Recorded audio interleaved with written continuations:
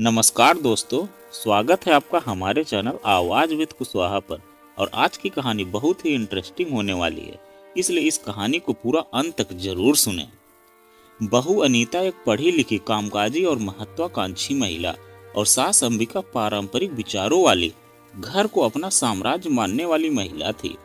और ससुर राधे श्याम शांत स्वभाव के, पत्नी और बहू के बीच संतुलन बनाने वाले व्यक्ति थे।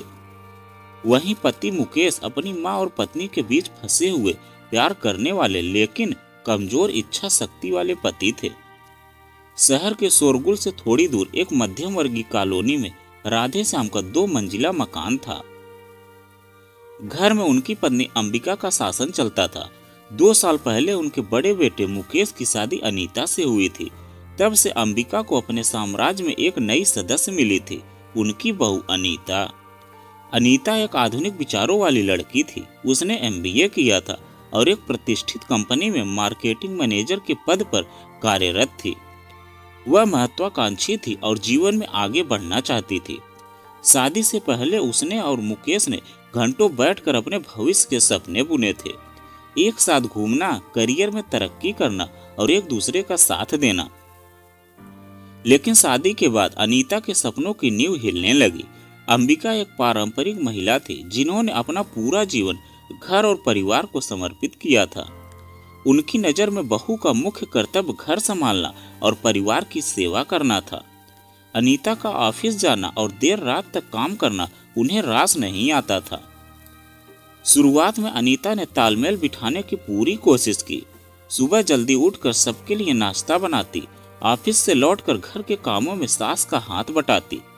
लेकिन धीरे धीरे उसे एहसास होने लगा कि उसकी सारी कोशिशें बेकार जा रही हैं। अंबिका कभी भी उसकी सराहना नहीं करती थी। छोटी छोटी बातों पर नुक्स निकालना उनकी आदत थी।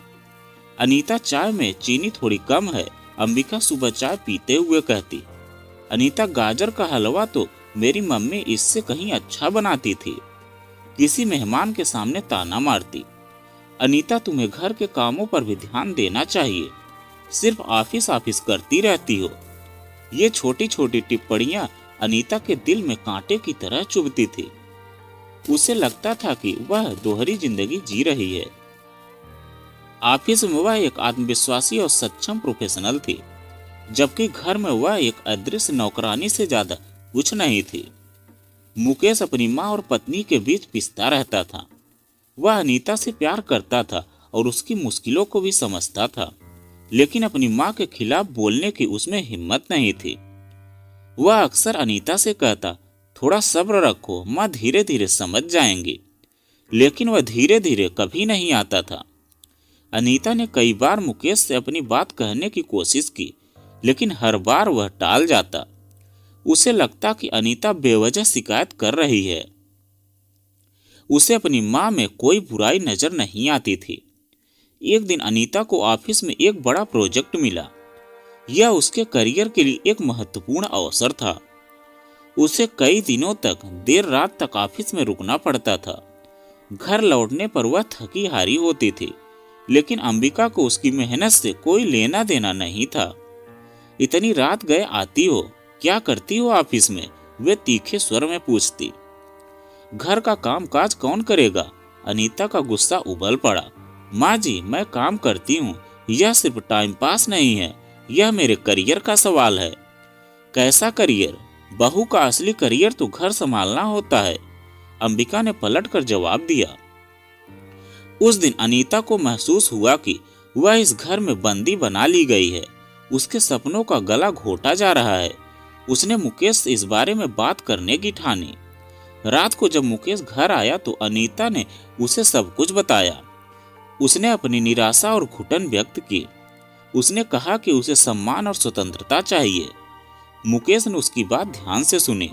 उसे पहली बार अनीता की तकलीफ का वास्तविक अंदाजा हुआ, लेकिन वह फिर भी अपनी मां के खिलाफ बोलने से डर रहा था।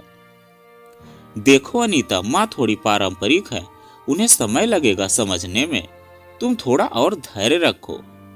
उसने फिर वही घिसा पिटा जवाब दिया। अनीता निराश हो गई। उसे समझ आ गया कि मुकेश कभी उसका साथ नहीं देगा। वह अपनी माँ के प्रभाव से कभी बाहर नहीं निकल पाएगा।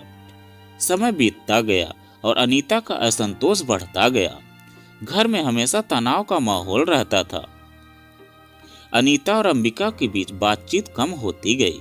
राधे श्याम, जो हमेशा शांत रहते थे, इस कलह से परेशान थे। वे अक्सर अंबिका को समझाने की कोशिश करते थे, लेकिन उनकी बात का कोई असर नहीं होता था। एक दिन अनीता को अपनी कंपनी की तरफ से एक विदेश में ट्रेनिंग प्रोग्राम में भाग लेने का अवसर मिला। यह उसके करियर के लिए एक बड़ा मौका था।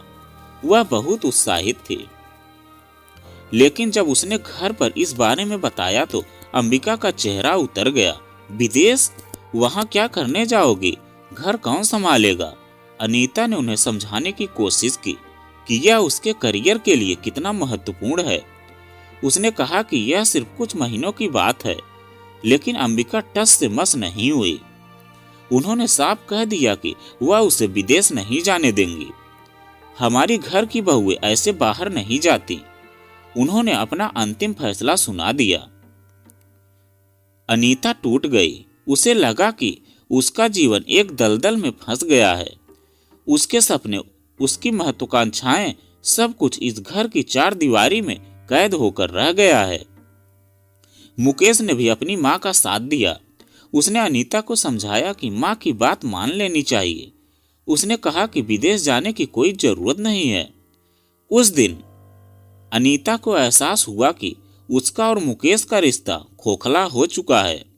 उनके बीच प्यार तो था, लेकिन सम्मान और समझदारी की कमी थी। मुकेश हमेशा अपनी माँ को ही प्राथमिकता देता था। अनीता ने चुपचाप अपने विदेश जाने की तैयारी शुरू कर दी। उसने जानती थी कि यह फैसला आसान नहीं होगा, लेकिन उसे अपने सपनों को मरने नहीं देना था। जब अंबिका को पता चला कि अनीता ने वीजा और टिकट का इंतजाम कर लिया है, तो वह आग बबूला हो गई। उन्होंने घर में हंगामा मचा दिया। उन्होंने अनीता पर घर तोड़ने का आरोप लगाया। तुम जा रही हो तो जाओ, लेकिन इस घर के दरवाजे तुम्हारे लिए हमेशा के लिए बंद हो जाएंगे, अंबिका ने गुस्से में कहा। अनीता ने उनकी आंखों में देखा। उसे दुख हुआ, लेकिन आश्चर्य नहीं। उसे पता था कि ऐसा ही होगा। जिस दिन अनीता को जाना था, वह सुबह जल्दी उठी। उसने अपने माता पिता को फोन किया और उन्हें अपने फैसले के बारे में बताया। वे थोड़े चिंतित थे, लेकिन उन्होंने उसका समर्थन किया। जब वह अपना सामान लेकर घर से निकलने लगी, तो राधे श्याम दरवाजे पर खड़े थे। उन्होंने अनीता के सिर पर हाथ रखा और आशीर्वाद दिया। खुश रहो बेटी, उन्होंने धीमी आवाज में कहा। अनीता की आंखों में आंसू आ गए। उसे इस घर में सिर्फ उन्हीं का स्नेह मिला था। मुकेश कमरे में खड़ा सब कुछ देख रहा था। उसकी आंखों में पछतावा था, लेकिन वह अब भी अपनी मां के खिलाफ कुछ नहीं कह पा रहा था। अनीता ने एक आखिरी बार मुकेश की तरफ देखा। उसकी आंखों में कोई शिकायत नहीं थी, सिर्फ निराशा थी। फिर वह मुड़ी और घर से बाहर निकल गई। शहर की भीड़ में खोते हुए अनीता ने गहरी सांस ली। उसे डर लग रहा था, लेकिन साथ ही एक अजीब सी आजादी का एहसास भी हो रहा था। वह एक नए सफर पर निकल रही थी, एक ऐसे सफर पर जहां वह अपनी शर्तों पर अपनी जिंदगी जी सकती थी। पीछे छूट गया था एक ऐसा घर जहां असंतोष की नींव गहरी होती जा रही थी। अंबिका अपनी जीत पर खुश थी, लेकिन शायद उन्हें यह एहसास नहीं था कि उन्होंने अपनी बहू को खोकर बहुत कुछ खो दिया था। मुकेश अकेला खड़ा था, अपनी कमजोरी और कायरता पर पछता रहा था, और राधे श्याम खिड़की से बाहर देख रहे थे। उन्हें पता था कि इस घर में अब पहले जैसी रौनक कभी नहीं लौटेगी। अनीता का असंतोष एक ऐसा बीज था जो बोया गया था उपेक्षा और अहंकार की धरती पर, और उस बीज ने एक ऐसे फैसले को जन्म दिया जो परिवार की दिशा हमेशा के लिए बदल देगा। यह कहानी सिर्फ एक बहू के असंतोष की नहीं, बल्कि उन अनगिनत महिलाओं की कहानी है जो अपने सपनों और आकांक्षाओं को पारिवारिक बंधनों की बेड़ियों में जकड़ा हुआ पाती हैं। यह एक सवाल है, क्या परंपरा के नाम पर किसी की व्यक्तिगत स्वतंत्रता और खुशी को बलिदान कर देना उचित है?